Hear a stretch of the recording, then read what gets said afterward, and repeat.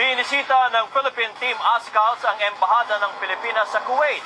At inamin ng Ascals na kahit kilalang mas malakas na team ang Kuwait, hindi sila susuko sa laban bukas. Mula Kuwait, nagpapatrol si Dayan Castillejo. Tinumog ng mga Pinoy ang Team Ascals nang bumisita sa Philippine Embassy sa Kuwait City.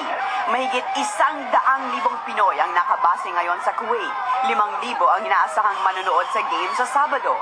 Ascals really had raised the sense of awareness ng itong sport na football.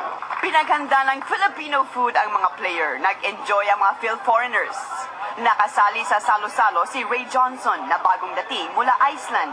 Inaasahang palalakasin ni Johnson ang depensa ng Ascals. Hello fans! Pinanood din ng mga player ang video ng laban ng Kuwait at Uzbekistan kung saan natalo ang Kuwait. Sa tingin ko talaga kayang-kaya natin yung Kuwait. May moral na nandito kami ngayon. Tapos big challenge para sa Pilipinas. We need to take care with the wing backs kasi mabilis sila sa flanks. Ipinaalala ni Coach Michael Weiss na kailangan mag-concentrate ang Ascals sa buong 1.5 oras ng laro. Hopefully our team is smart and doesn't go for early fouls and stupid fouls, behaves smartly, and then I think we can get them under control. Nag-practice ang Kuwait team sa Kadzia Stadium, ang venue din ng laro. Sa warm-up, makikita ang maliksing galaw at bilis ng mga players. Ipinagmalaki ng kanilang coach ang malawak na experience ng team. Nakalaban na nila ang mga malalakas na team sa iba't ibang bansa. Football ang #1 sport dito sa Kuwait at bagamat may respeto sila sa Philippine team, naniniwala ang mga Kuwaiti na angat sila sa lahat ng aspeto at syempre kailangan rin ng manalo sa harap ng kanilang hometown crowd. Dayan Castillejo, Patrol ng Pilipino, Salmia, Kuwait.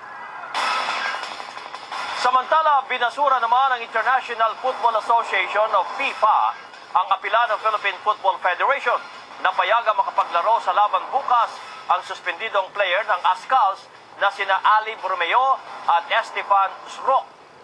Kinadismaya naman ni Borromeo na team captain ng Ascals ang desisyon ng FIFA sa Game 2 sa Pilipinas na makakapaglaro na sina Borromeo at Sroc. Yun nga kasi at first FIFA got the letter and saying I could play.